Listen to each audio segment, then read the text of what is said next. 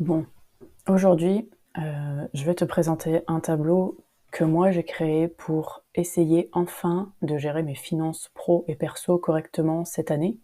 Parce que, en fait, ça fait, 4 ans que je suis à mon compte. Avant ça, j'étais fonctionnaire et je gérais parfaitement bien mes finances. Il y avait pas grand-chose qui rentrait, mais c'était la même chose qui rentrait tous les mois. J'avais la même chose qui sortait tous les mois et du coup, c'était finalement assez facile à gérer. Et j'avais un tableau, je suivais mes finances. Le problème, c'est que je pense que j'ai fait un blocage quand je suis passée, indépendante. C'est que du coup, vu que je voyais qu'il y avait pas grand-chose qui rentrait, et ben, je le notais pas. J'ai arrêté de faire mes comptes comme je le faisais avant et parce que tout simplement parce que j'avais peur de voir, c'était la réalité, mais j'avais peur de voir cette réalité, de voir les chiffres vraiment et de voir que, ce mois-là, il y a rien qui est rentré, quoi, et pourtant il y en a toujours autant qui sortent et voilà. Ça fait 4 ans que j'ai peur. Maintenant ça suffit, je me rends compte qu'effectivement pour avancer, il faut ne plus avoir peur et il faut vraiment les voir ces chiffres, en fait. Donc je me suis créé un tableau dans Excel, dans Google Drive, dans Google Sheet et j'ai envie de le remplir aujourd'hui avec toi et de te le présenter en même temps.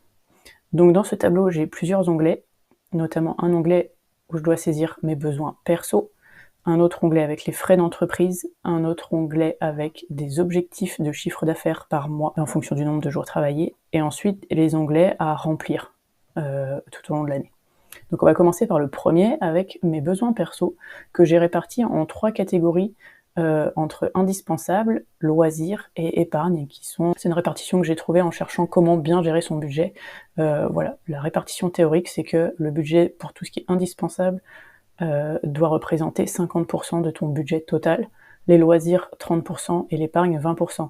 Alors sachant que moins tu gagnes et plus loisirs et épargne vont baisser en fait. Donc ton budget indispensable peut représenter en fait 60 ou 60. Mais pour l'instant, j'ai vraiment envie d'arriver à un truc qui est correct à la fin de l'année, donc je reste sur cette théorie-là. Donc on va juste faire une pause rapide et je vais remplir le tableau puis on revient dans 3 secondes. Ok, donc j'ai rempli tous mes besoins perso, certains un peu au pifomètre parce que je suis pas allée chercher les factures pour vérifier.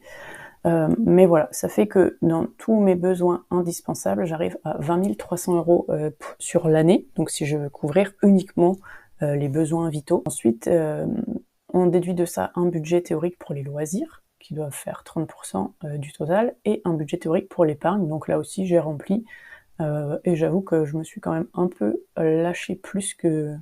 Enfin, ça fait carrément plus que ce que j'ai l'habitude d'utiliser pour les loisirs et pour l'épargne. Mais c'est une bonne nouvelle de faire carrément plus, parce que c'est aussi l'objectif de ce tableau-là, c'est que j'arrive à vivre correctement et une vie sympa à la fin de l'année, quoi. Donc ensuite, je passe sur l'onglet 2 avec les frais d'entreprise, et donc là, j'ai un petit bouton qui me rappelle que mes besoins perso sont de 3 295 € par mois, donc idéalement, il faut que mon salaire couvre ces besoins. Si je mets un peu moins, par exemple 3 000, oups, pas 30 000, là il me dit attention, on va pas couvrir tous les besoins. Donc je vais remettre le 3280. Là pareil, j'ai essayé de répartir à nouveau entre les budgets, entre différentes enveloppes. Et donc il y a des pourcentages qui sont ici, qui peuvent complètement changer. Il faut juste qu'à la fin ça fasse 100%. Et donc là, moi typiquement, mes cotisations elles sont de 25%. Donc je sais que si j'ai un budget salaire de 39 500 €, je vais avoir un budget total de 79 000 €, un chiffre d'affaires, pas un budget, un chiffre d'affaires hors taxe total qui devrait être de 79 000 € pour pouvoir couvrir tout ça. Parce que là-dedans, je vais avoir 25% de cotisation. J'ai compté 15% pour les charges de fonctionnement, 11 000 €, 7 900 € pour des dépenses, et puis 3 950 € bonus, si j'ai le droit de m'octroyer un bonus si j'ai bien travaillé. Voilà, donc là pareil, on va mettre en pause, on va remplir tout ça, et puis on se retrouve dans 5 minutes. Ok, donc voilà, j'ai rempli mon fichier avec mes frais d'entreprise.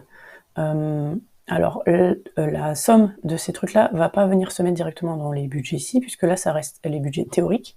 Mais bon, on voit quand même que j'avais un théorie de 7 900 €, je suis à 1 800 plus 3 800, ça nous fait du 5 600. Je suis encore largement en dessous, et encore j'y suis allée large parce que je pense pas que j'aurais besoin de renouveler ma tablette cette année par exemple. Donc en fait les 70 € mensuels sera peut-être plutôt pour 2026. idem pour le téléphone, on va essayer de le faire tenir encore un peu.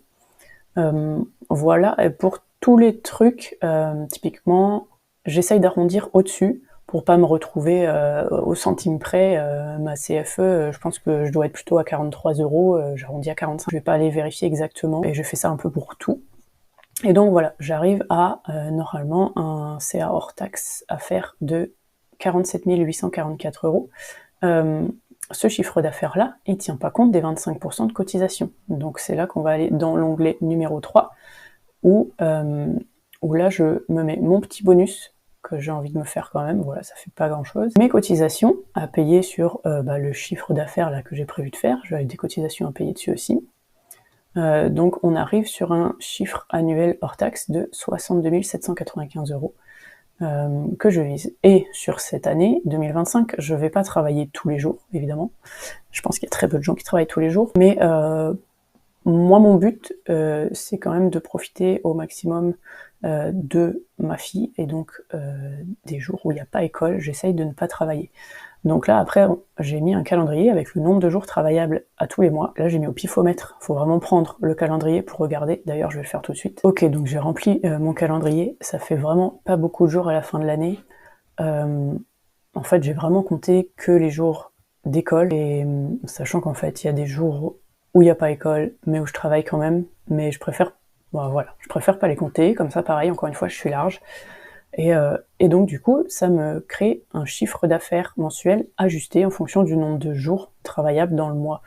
Et ça semble logique que du coup, au mois de juillet, où je suis dispo que 4 jours pour travailler, j'ai un objectif de chiffre d'affaires qui est plus bas. Mais en même temps, ça se discute quand même, parce que le chiffre d'affaires est pas forcément signé ou versé au moment où je fais le travail. Donc c'est pas forcément hyper logique non plus.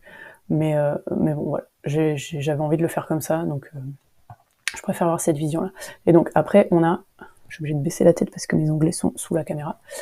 Ok. Ensuite, on a notre tableau là, donc qui reprend là le nombre de jours travaillables qu'on a mis avant, avec notre objectif de CA. Ensuite, en dessous, on a l'objectif cumulé annuel. Donc là, en janvier, l'objectif cumulé, c'est celui de janvier, mais en février, c'est janvier plus février, etc. Et puis le pourcentage que ça représente.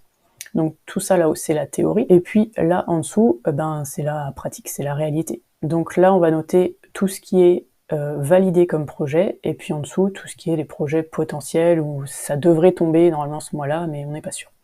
Mais on est quand même sûr à plus que 80% que ça va tomber ce mois-là. Le projet qui est juste une prise de contact d'un prospect, je vais pas le marquer ici. Ok, donc là pareil, je vais remplir mon tableau, et puis on se revoit juste après. Ok, donc voilà, moi j'ai rempli ce qui est sûr pour janvier. Donc en janvier, en fait, c'est que j'ai 1, 2, 3, 4 sites à finaliser, qui ont déjà été commencés en décembre, et que je dois finaliser là au mois de janvier. Et donc moi, vu que je facture mes clients en plusieurs fois, dont une fois dont la dernière raconte à la livraison, voilà, je vais avoir 4 sites qui vont être livrés là, ces montants-là qui seront livrés. Mais du coup, ça me fait un CA qui devrait être de 5 440 € sur ce mois de janvier, et mon prévisionnel était à 7 000. Donc la différence par rapport à l'objectif, c'est quand même de moins 1 700 €. Voilà, et donc j'aurais atteint que 76% de mon objectif mensuel. Mais en tout cas, ça me permet d'avoir une vision sur toute l'année. Dès que j'ai un projet qui est signé, je le mets là. Et puis ça me permet aussi, moi, de voir mon client, si le projet s'étale sur 4 mois, au lieu de lui faire 2 mensualités, je vais lui en faire 4. Pour lui, ce sera mieux. Et pour moi, ça me permet de voir aussi à plus long terme, et d'avoir des revenus qui sont plus réguliers. Donc voilà pour ce planning des rentrées d'argent prévisionnelles. Et ensuite, on a 2 onglets qui concernent purement et simplement la compta de l'entreprise. Donc à chaque fois que je vais avoir une dépense ou une recette, je vais les rentrer dans ce tableau-là. Donc par exemple, là ça va être, je sais pas, versement, solde, site, machin truc. Ok, là c'est de la vente de service pour moi. Ça va être une recette de 1 500 € par exemple, à la date du 12 janvier, ok. Et donc, à chaque fois que tu as une recette ou une dépense, tu les rentres là-dedans, tu mets la catégorie, les catégories que j'ai pré-rentrées, donc tu les rentres, et ça permet d'avoir là en haut un tableau qui est récapitulatif.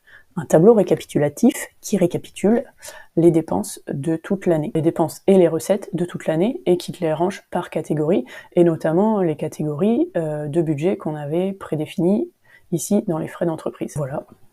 Voilà pour ça. Et puis à côté, on a le même onglet pour la compta du perso, où pareil, à chaque fois que tu as une dépense ou une recette, et ben tu le mets là dans des catégories avec l'objet de la dépense. Bref, la compta classique. Voilà, c'est tout pour la présentation de mon tableau de finances. Moi, je sais que ça va me servir toute l'année et j'espère que toi, ça pourra te servir aussi. Et puis, qu'on se fera des points de temps en temps. Je pense que je vais faire d'autres vidéos, du coup, je pense tout au long de l'année, faire un petit peu un challenge perso, mais si d'autres personnes veulent participer au challenge finance au top en 2025, vous êtes les bienvenus.